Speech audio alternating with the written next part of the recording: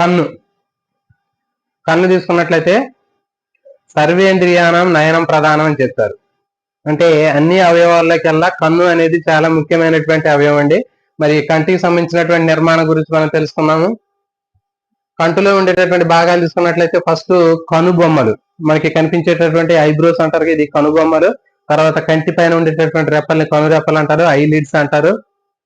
ఆ కనురెప్పలకు ఉండేటటువంటి వెంట్రుకల్ని I lashes అంటారు, కను కనురెప్ప రోమాలు అంటారు, ఐ ల్యాషెస్.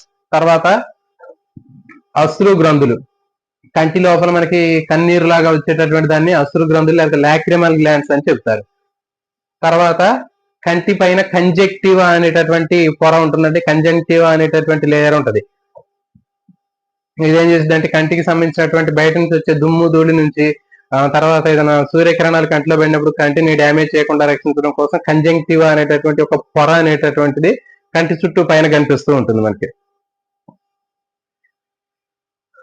తర్వాత మరి కంటిని తీసుకున్నట్లయితే ఉండేటటువంటి ముఖ్యమైనటువంటి పొరల గురించి తెలుసుకున్నామండి. ఈ కంటిలో ఉండేటటువంటి ముఖ్యమైనటువంటి పొరల్లో 3 ముఖ్యమైనటువంటి పొరలు అనేవి ఉంటాయి. మరి ఈ 3 ముఖ్యమైనటువంటి పొరల గురించి ఇక్కడ మనం చూద్దాము. వెలుకల నుంచి 3 ముఖ్యమైన పొరలు ఉంటాయి. దృఢస్థరము, అన్నిటికంటే బయట ఉండేటటువంటి పొరని దృఢస్థరం అంటారు, స్క్లేరా అంటారు. దాని తర్వాత ఉండేటటువంటి రెండో పొరని రక్తపటలం అంటారు, దీన్నే కొరాయిడ్ అంటారు. మూడో పొరని నేత్రపటలం లేదా రెటీనా అని పిలుస్తారు.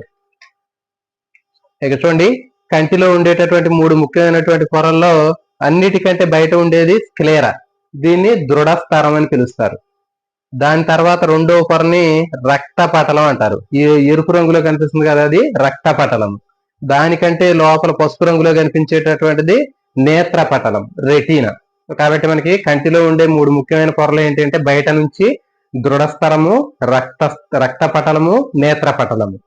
ఇట్లా క్వశ్చన్ అడుగుతాడు, కంటిలో ఉన్నటువంటి పొరల్లో 3 ముఖ్యమైనటువంటి పొరల్లో వరుస క్రమాన్ని గుర్తించండి అంటాడు. బయట నుంచి వరుస క్రమం అడుగుతాడు, లోపల నుంచి వరుస క్రమం అడుగుతాడండి. సో కాబట్టి మీరు గుర్తుపెట్టుకోండి, బయట నుంచి అడిగితే దృఢస్థరము బయటది స్క్లేరా, దాని తర్వాత రెండవది రక్తపటలము కొరాయిడ్, దాని తర్వాత మూడవది రెటీనా నేత్రపటలం. సో కాబట్టి దృఢస్థరము, రక్తపటలము, నేత్రపటలం, ఇవి బయట నుంచి 3 పొరలు. అదే లోపల నుంచి అంటే నేత్రపటలము, రెటీనా, తర్వాత రక్తపటలము, కొరాయిడ్, బయటది స్క్లేరా దృఢస్థరము. ఇక చూడండి, అన్నిటికంటే లోపల ఉండేది నేత్రపటలం, దాని తర్వాత ఉండేది రక్తపటలం, దాని తర్వాత ఉండేది దృఢస్థరము. ఇది అన్నిటికంటే లోపల ఉంటదండి, ఇది అన్నిటికంటే లోపల ఉండేది నేత్రపటలం, అన్నిటికంటే బయట ఉండేది దృఢస్థరం. మనకి చదువుకోవడానికి ఈజీగా ఉండటం కోసం నేను ఈ విధంగా రాయటం జరిగింది. సో కాబట్టి అన్నిటికంటే బయట ఉండేది దృఢస్థరం, ఇది చూడండి స్క్లేరా, అన్నిటికంటే బయట తెల్లగా కనిపిస్తుంది కదా, ఇది స్క్లేరా, అన్నిటికంటే బయట ఉంటుంది, దీన్ని దృఢస్థరం అంటారండి. దాని తర్వాత రెండోది ఏంటి అంటే రక్తపటలం, కొరాయిడ్ అంటారు. ఇక చూడండి, ఇక్కడ మనకి ఎరుపు రంగులో కనిపిస్తుంది, ఇది రక్తపటలం. తర్వాత మూడవది ఏది అంటే నేత్రపటలం, రెటీనా అంటారు. ఇది అన్నిటికంటే లోపల పసుపు రంగులో చూపించాము, ఇది నేత్రపటలం. సో ఇప్పుడు ఒక్కొక్క దాని గురించి చూద్దామండి. దృఢస్థరం, దృఢస్థరాన్ని స్క్లేరా అంటారండి. ఇది అన్నిటికంటే బయట ఉండేటటువంటి పొర, తెలుపు రంగులో ఉంటుంది, స్థితిస్థాపక రహితంగా ఉంటుంది, దృఢంగా ఉంటుంది,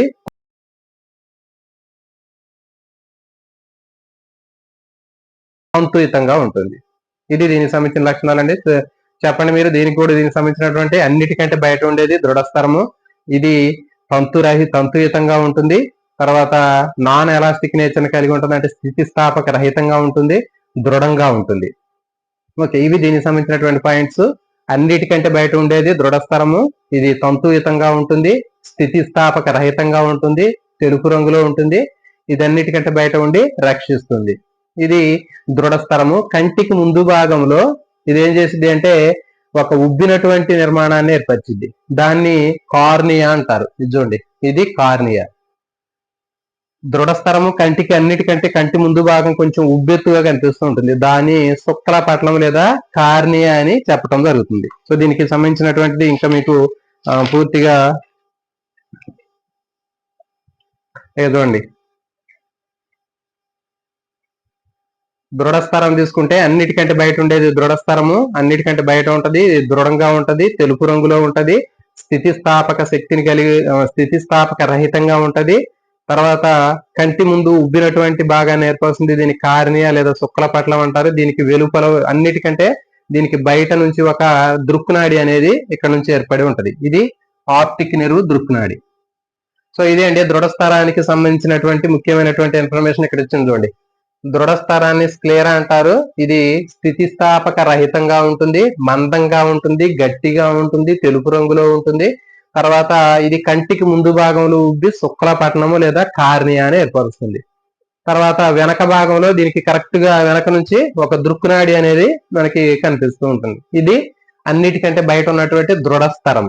గుర్తుపెట్టుకోండి, మనకి తెల్లగుడ్డ అంటారు కదా, ఈ కంటులో ఉండేటటువంటి తెల్లగుడ్డు అనేటటువంటిది ఏదైతే ఉందో ఆ తెల్లగుడ్డునే మనం ఏమన్నారంటే దృఢస్థరం అని చెప్తారు, స్క్లేరా.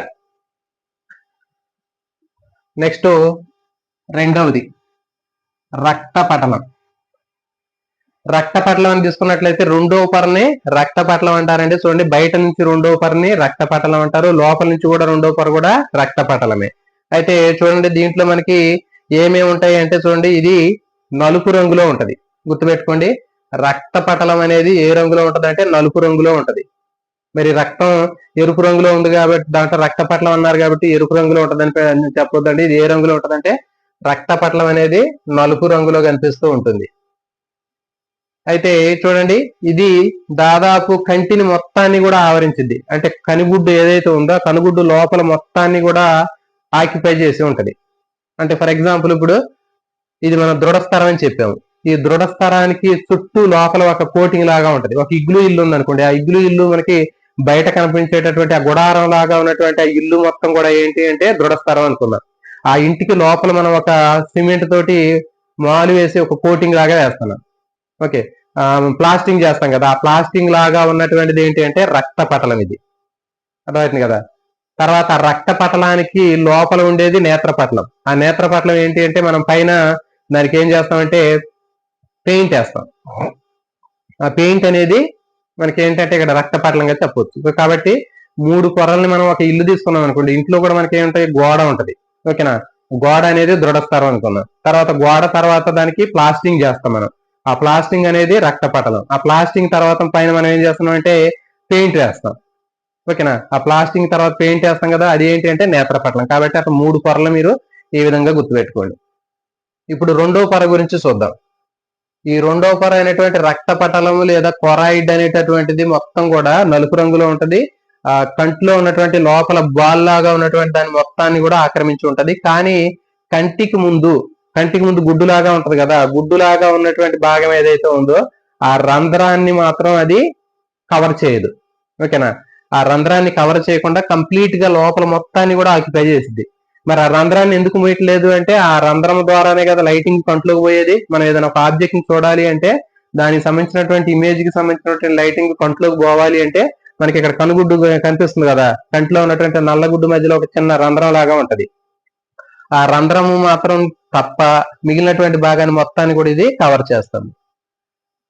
ఓకే, ఇది చూడండి, ఇప్పుడు మనకి కంటి ముందు కనిపించేటటువంటిది ముఖ్యమైనటువంటి 2 భాగాలు ఉంటాయండి. దీంట్లో మనకి రక్తపటలం లేదా కొరాయిడ్ లో 2 ముఖ్యమైనటువంటి భాగాలు ఉంటాయి. అదేంటి అంటే కంటి పాప తర్వాత తారక. చూడండి, ఇప్పుడు మనకి కంట్లో మనకి నల్లగుడ్డు లాగా కనిపిస్తూ ఉంటుంది. ఆ నల్లగుడ్డు లాగా దాన్ని ఏమంటారంటే కంటి పాప అంటారు. ఆ కంటి పాపకు మధ్యలో ఉండేటటువంటి రంధ్రాన్ని ఏం చెప్తారంటే తారక అంటారు. చూడండి, మీకు ఇక్కడ చూపిస్తున్నాను. అంటే రక్తపటలం అనేటటువంటి పొరలో కంటికి ముందు భాగాన్ని మనం తీసుకున్నట్లయితే ఇట్లా ఉంటది. అంటే ఇప్పుడు మనకి నల్లగుడ్డు ఇట్లా ఉందనుకున్నాం. ఈ నల్లగా ఉన్నటువంటి ఈ గుడ్డు లోపల భాగంలో మనకి మధ్యలో ఒక రంధ్రం ఉంటుందని చెప్పాం. ఇక ఈ రంధ్రాన్ని తారక అంటారు, ప్యూపిల్. ఓకే, తారక అనేటటువంటి రంధ్రం ఉంటుందండి, గుర్తుపెట్టుకోండి. తారక అనేటటువంటి రంధ్రము, దీని చుట్టూ కూడా ఉన్నటువంటిది ఏంటి అంటే మనకి ఐరిస్ అంటారు. ఇది ఐరిస్ మధ్యలో ఉన్న రంధ్రాన్ని ప్యూపిల్ అంటారు. కంటి పాప తర్వాత తారక, తెలుగులో అయితే ఏమంటారంటే ఇది మొత్తం కూడా కంటి పాప. ఓకే, దీనికి మధ్యలో ఉండేటటువంటి రంధ్రాన్ని తారక అంటారు. అదే ఇంగ్లీష్ లో అయితే ఐరిస్, ఇది ప్యూపిల్, ఈ రంధ్రాన్ని. చూడండి, మనకి ఆధార్ కార్డులో మనకి స్కానింగ్ చేసేటప్పుడు అక్కడ వాళ్ళు మనకి ఫింగర్ ప్రింట్స్ స్కాన్ చేసుకుంటారు. తర్వాత కంట్లో ఉన్నటువంటి ఐరిస్ ని కూడా స్కానింగ్ చేసుకుంటారు. ఇట్లా ఈ ఐరిస్ ని స్కానింగ్ చేసుకున్నప్పుడు ఎందుకు చేసుకుంటారంటే అది పర్సనల్ గా ఉంటది. ఒక్కొక్కరికి అది పర్సనల్ గా ఉంటది, యూనిక్ గా ఉంటది. ఐరిస్ అనేటటువంటిది పర్సనల్ గా మనకి ఫింగర్ ప్రింట్ ఎట్లా ఉంటుందో పర్సనల్ గా ప్రతి ఒక్కరికి వాళ్ళకి కూడా అట్లాగే మనకి ఇది కనిపిస్తూ ఉంటుందండి. సో ఇది కాబట్టి ఇట్లా గుర్తుపెట్టుకోండి. అంటే రక్తపటలం రెండో పొర అని చెప్పినాము. ఆ రక్తపటలం అనేది కంటికి మొత్తం లోపల భాగాన్ని ఆక్రమించి ఉంటుందని చెప్పాము. కానీ కంటి ముందు భాగంలో ఈ కనిపించేటటువంటి రంధ్రం ఏదైతే ఉందో ఆ రంధ్రాన్ని తారక అంటారు. ఈ రంధ్రాన్ని కప్పి ఉంచదు అది. ఈ కప్పకుండా దీని చుట్టూ మనకి ఇట్లా ఒక సర్కిల్ ఆకారంలో ఉన్నటువంటి నిర్మాణాన్ని ఏర్పరిచింది. దీన్ని ఐరిస్ అంటారు. ఐరిస్ లేకపోతే మనకి తెలుగులో అయితే దీని ఏమంటారంటే కంటి పాప అంటారు. కంటి పాప అంటారు. కంటి పాపకు మధ్యలో ఉన్నటువంటి రంధ్రాన్ని తారక అంటారు. ఈ రంధ్రం ద్వారానే లైటింగ్ కంటిలోకి లోపలికి వెళ్తుంది. అప్పుడు మనకి ఆబ్జెక్ట్ అనేది కనిపిస్తుంది. తర్వాత దీని వెనకే చూడండి, దీని వెనకే కరెక్ట్ గా మనకి ఈ కంటి పాప తారక ఏదైతే ఉన్నాయో దానికి వెనక కరెక్ట్ గా మనకి ద్వికుంభాకార కటకం ఉంటది. ద్వికుంభాకార కటకం అనేది ఉంటదండి. మరి ఈ ద్వికుంభాకార కటకం అనేది దాని యొక్క ప్లేస్ లో ఫిక్స్డ్ గా ఉండటం కోసం మనకి సీలియరీ మజిల్స్, తర్వాత మనకి దీనికి కనిపించేటట్టు సస్పెన్సరీ లెగమెంట్స్ ఉంటాయి. Ciliary muscles, suspensory ligaments. ఇక చూడండి ఇక్కడ మనకి ఇది ద్వికుంభాకార కటకము. ఈ ద్వికుంభాకార కటకాన్ని పైన కలుపుతూ, కింద పైన కలుపుతూ దారపోగుల్లాగా పట్టి ఉన్నటువంటి స్నాయు రజ్జువులు లాంటివి కనిపిస్తూ ఉంటాయి. వాటిని ఏమంటారంటే సీలియరీ మజిల్స్, సస్పెన్సరీ లెగమెంట్స్ అంటారు. తెలుగులో అయితే శైలికామయ కండరాలు, అవలంబిత స్నాయువులు. శైలికామయ కండరాలు, అవలంబిత స్నాయువులు అని చెప్తారు. వాటితోటి ఈ లెన్స్ అనేది దాని యొక్క ప్లేస్ లో కరెక్ట్ గా ఉంటది. అంటే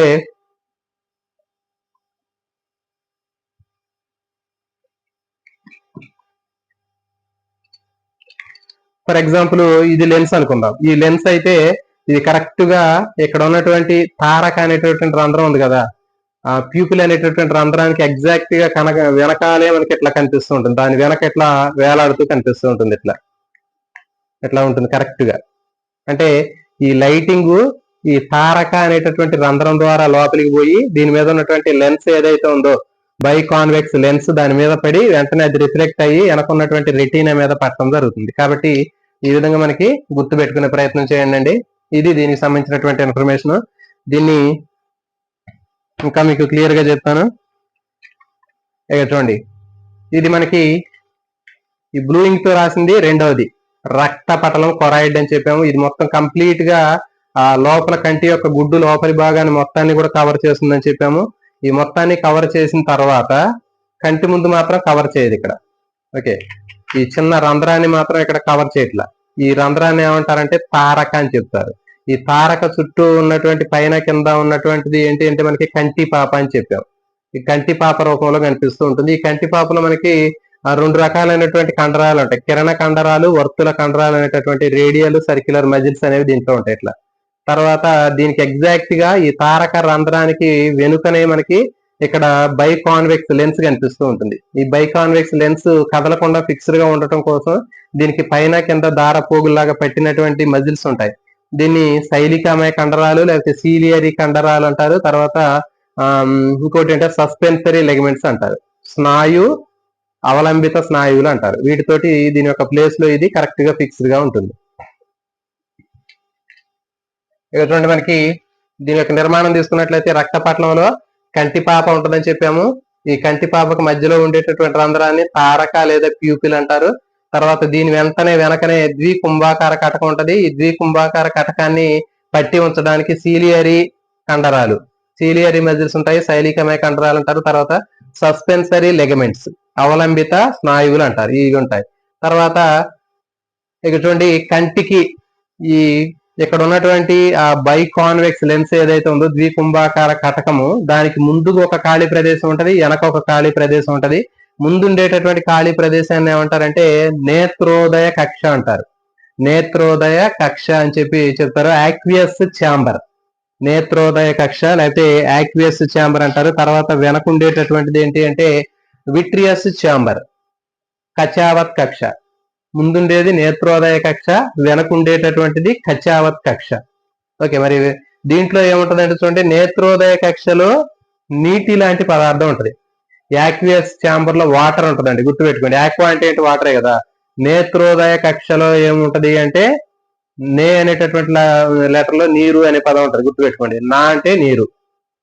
నేత్రోదయ కక్ష దేంతో స్టార్ట్ అవుతుంది అంటే నే అనే లెటర్ తో స్టార్ట్ అవుతుంది కాబట్టి నే అంటే నీరు అని గుర్తుపెట్టుకోండి.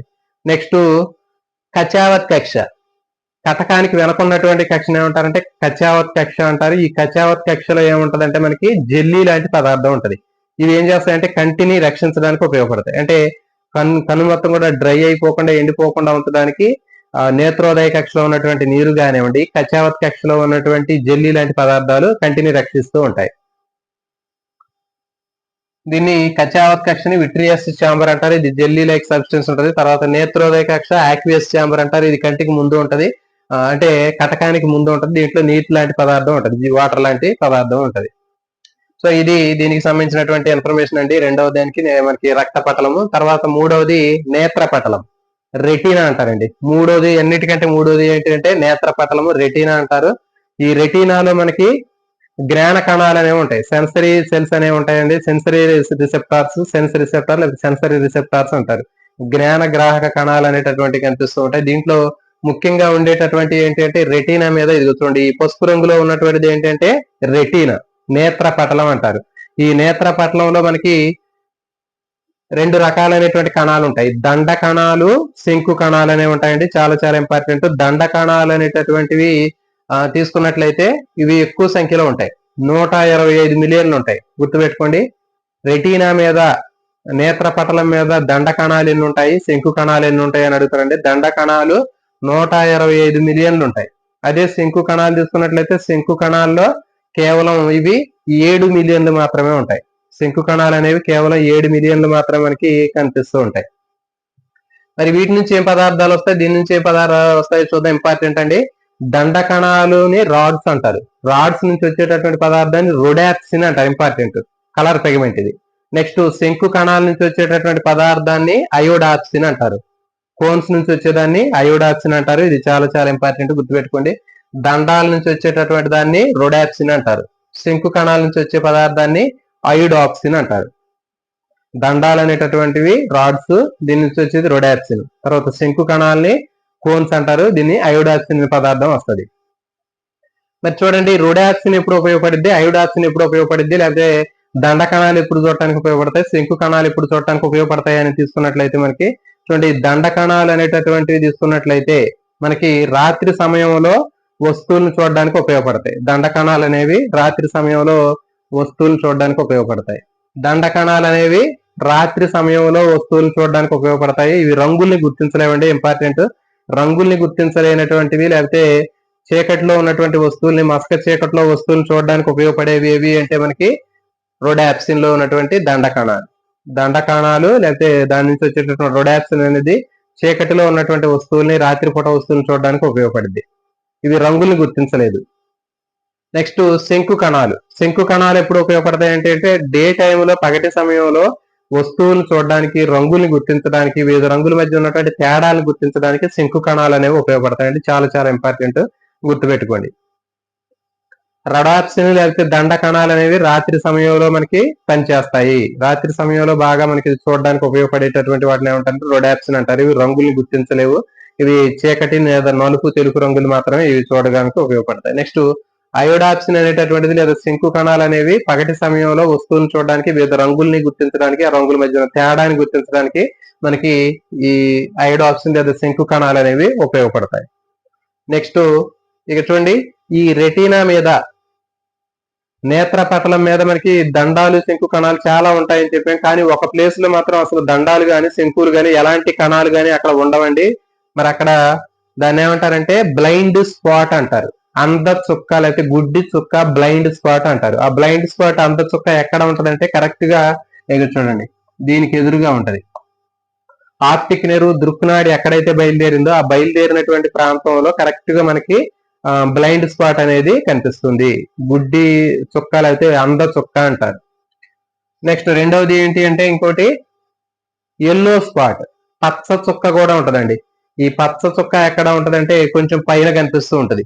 ఈ బ్లైండ్ స్పాట్ కి కొంచెం పక్కనే మనకి పచ్చ చుక్క ఎల్లో స్పాట్ అనేది ఉంటుంది. దానికి ఇంకో పేరు ఏంటంటే ఫోవియా మ్యాక్యులా అని చెప్తారు. మ్యాక్యులా లేకపోతే ఫోవియా అని పిలుస్తారు. పచ్చ చుక్క అంటారు, ఎల్లో స్పాట్ అంటారు. ఇది దీంట్లో ఎక్కువ సంఖ్యలో దండ కణాలు, తర్వాత శంకు కణాలు అత్యధికంగా ఉంటాయి. ఇది బాగా స్పష్టంగా చూడడానికి ఉపయోగపడేటటువంటి ప్రాంతము. దీన్ని ఏమంటారంటే ఎల్లో స్పాట్ అంటారు. ఇది ఇక్కడ ఎల్లో స్పాట్ అనేది గుర్తుపెట్టుకోండి. పచ్చ చుక్క లేదా ఎల్లో స్పాట్ అనేది వస్తువుని బాగా స్పష్టంగా చూడడానికి ఉపయోగపడింది.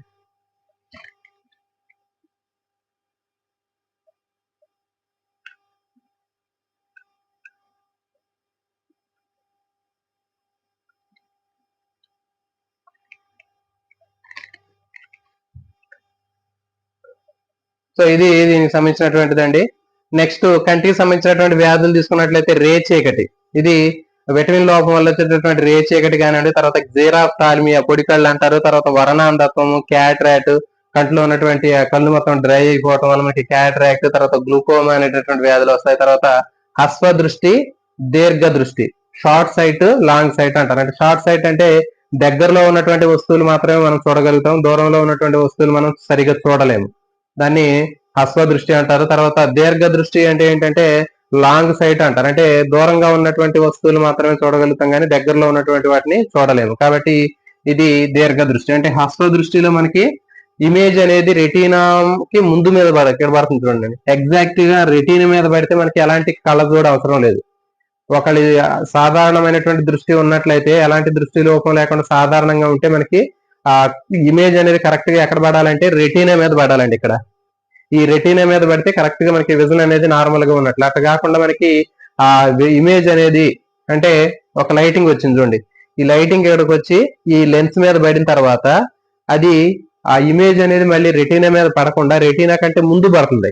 ఇక్కడ పడిద్ది. ఈ ప్లేస్ లో పడినట్లయితే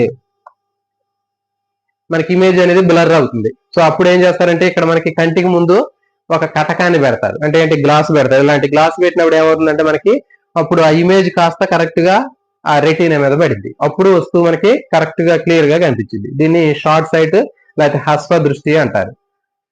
తర్వాత లాంగ్ సైట్, దీర్ఘ దృష్టి అంటే దూరంలో ఉన్నటువంటి వస్తువులు మనం చూడలేము. సో దీన్ని దీర్ఘ దృష్టి అని చెప్తారు. దీన్ని ఇది కేవలం అంటే దూరంగా ఉన్నటువంటి వస్తువులు మాత్రమే చూడగలుగుతాం. హస్వ దృష్టి అంటే దగ్గరలో ఉన్నటువంటి వస్తువులు మాత్రమే చూడగలుగుతాము.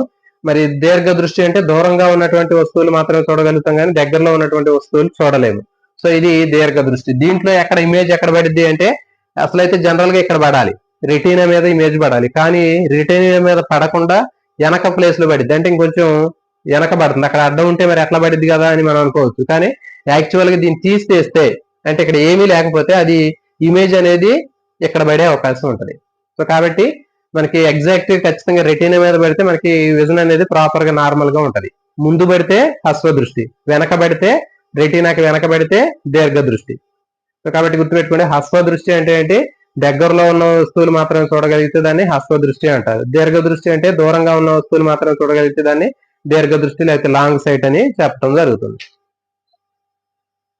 తర్వాత కంటిలో కన్ను మొత్తం కూడా ఒక బాల్ లాగా ఉంటుందని చెప్పి దాంట్లో కేవలం 1/6 వంతు మాత్రమే బయటికి కనిపించింది. అంటే 6 భాగాలు చేస్తే 6 భాగాల్లో 1 భాగం మాత్రమే బయటికి కనిపిస్తుంది.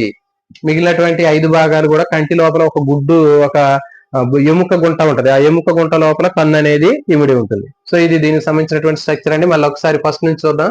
కంటికి సంబంధించినటువంటి దాంట్లో కనుబొమ్మలు ఉంటాయి.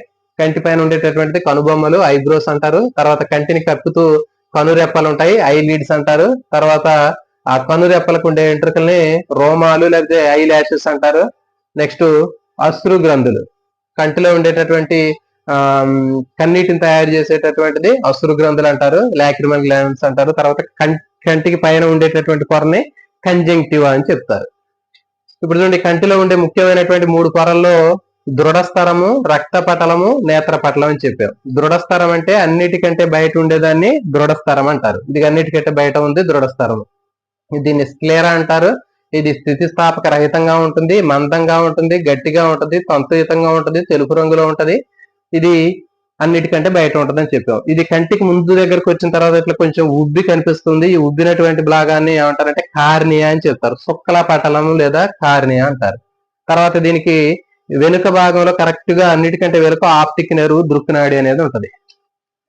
సో ఇది దృఢస్థరానికి సంబంధించినటువంటిది. నెక్స్ట్ రెండవది ఏంటి అంటే రక్త పటలం, కొరాయిడ్. మధ్యలో ఉండేటటువంటి పొరనే రక్త పటలం లేదా కొరాయిడ్ అంటారు. ఇది నలుపు రంగులో ఉంటది. ఇది కంటిలో మొత్తాన్ని కూడా ఆక్యుపై చేసింది. దృఢస్థరం చుట్టూ లోపల ఒక పూతలాగా ఏర్పడి కంప్లీట్ గా సర్కిల్ లాగా ఉంటది. కానీ కంటికి ముందు భాగంలో మాత్రం ఒక చిన్న రంధ్రాన్ని వదిలిపెట్టింది. ఎందుకంటే మరి ఆ రంధ్రం కూడా మూసేస్తే ఏమవుతుందంటే మనకి లైటింగ్ లోపలికి పోదు కాబట్టి అక్కడ ఒక చిన్న ఓపెనింగ్ ని వదిలేసింది. ఆ ఓపెనింగ్ రంధ్రం ఏదైతే ఉందో దాన్ని తారక అంటారు. ప్యూపిల్ లేదా తారక అనేటటువంటి రంధ్రాన్ని వదిలేసి మిగిలిన మొత్తాన్ని ఆక్యుపై చేసింది. ఈ తారక అనేటటువంటి రంధ్రం చుట్టూ మనకి రక్తపటలంలో ఒక సర్కిల్ లాగా కనిపిస్తూ ఉంది. దీన్ని ఏమంటారంటే కంటి పాప లేదా ఐరిస్ అంటారు. దీంట్లో కిరణ కండరాలు, తర్వాత వర్తుల కండరాలు ఉంటాయి. ఇంపార్టెంట్ అండి ఇది. Radial muscles, circular muscles.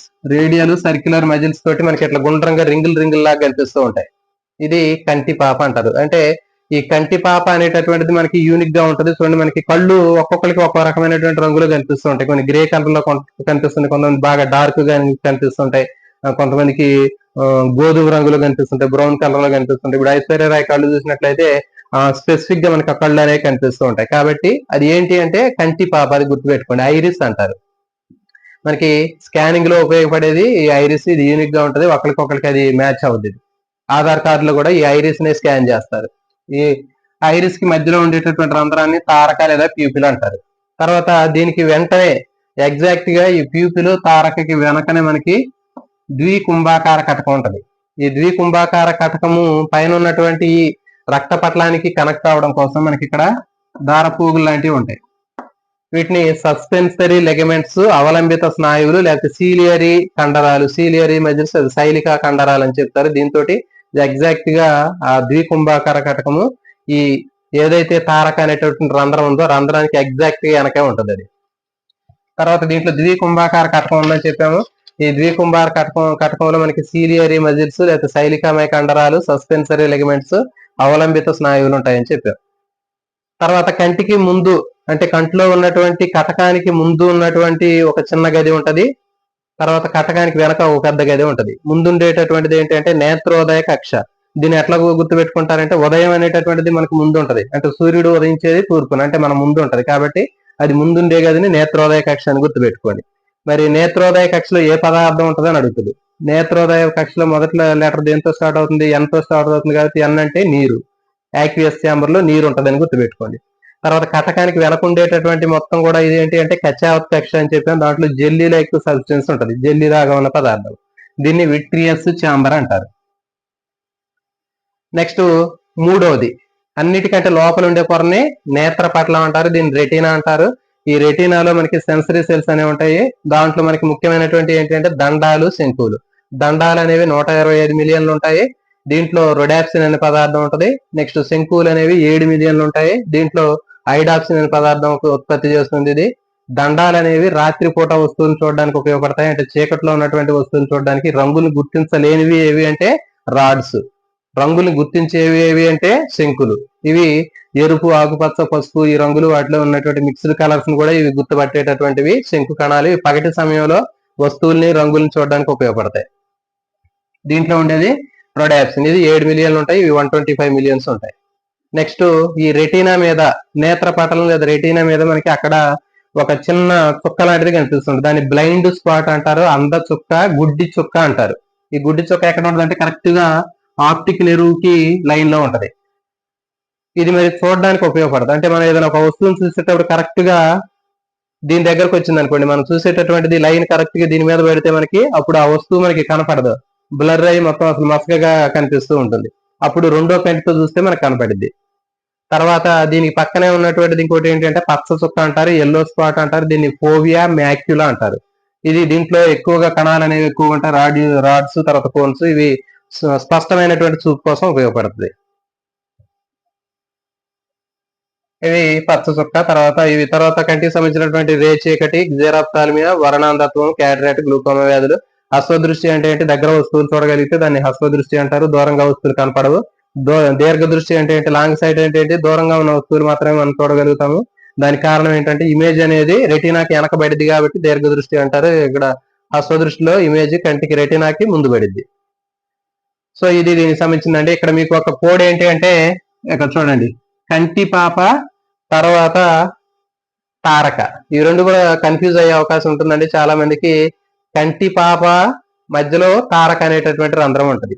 మరి దాన్ని ఎట్లా గుర్తు పెట్టుకోవాలి అంటే చూడండి, మనకి ఇది కంటి పాప, ఓకే, ఈ కంటి పాపకి మధ్యలో తారక అనేటటువంటి రంధ్రం ఉంటది. ఇది చాలా ఇంపార్టెంట్. ఈ రంధ్రానికి వెనకే మనకి ఎగ్జాక్ట్ గా బైకాన్ వెక్స్ లెన్స్ ఉంటుందని చెప్పాము ఇట్లా ఈ రంధ్రానికి వెనకనే.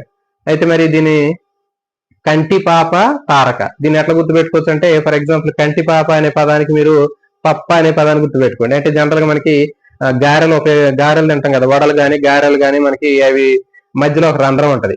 ఆ రంధ్రం ఏంటి అంటే తారక. అంటే తారక అంటే తొర్ర అని గుర్తుపెట్టుకోండి. నేను మామూలుగా రంధ్రాన్ని తొర్ర అని కూడా అంటారు కదా, కాబట్టి ఇక్కడ మనకి పప్పలు అని చెప్పేటటువంటి వాటిని ఆ పదాన్ని కూడా ఉపయోగిస్తుంటారు. అంటే గారెలు తర్వాత మనకి గుండ్రంగా ఉండేటటువంటి ఉంటాయి కదా, చెకోడీలు లాంటివి ఉంటాయి, వాటిని పప్పలని చెప్తారు కదా, దాని మధ్యలో ఉండేటటువంటి రంధ్రం ఉంటది కాబట్టి రంధ్రాన్ని తొర్ర అని కూడా అంటారు. కాబట్టి ఇక్కడ మధ్యలో ఉండేటటువంటి రంధ్రాన్ని తారక అని తొర్ర అని గుర్తుపెట్టుకోండి.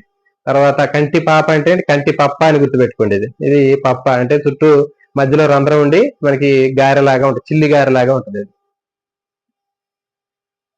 సో ఇది దీనికి సంబంధించినటువంటి ఇంపార్టెంట్ ఇన్ఫర్మేషన్ అండి. ఖచ్చితంగా దీంట్లో నుంచి మీకు బిట్ అనేది రావడానికి అవకాశం ఉంటుంది. మరి ఎంతకంటే మనకి ఎక్కువగా మీకు ఇన్ఫర్మేషన్ అనేది మీకు అవసరం లేదు. మొత్తం కంప్లీట్ గా దీన్ని మీరు ఒకసారి చూసుకున్నట్లయితే మీకు 100% మీరు ఆన్సర్ చేయగలుగుతారు. మరి ఎలాంటి మరిన్ని వీడియోల కోసం ఛానల్ ని సబ్స్క్రైబ్ చేయండి, అదేవిధంగా వీడియోని లైక్ చేయండి.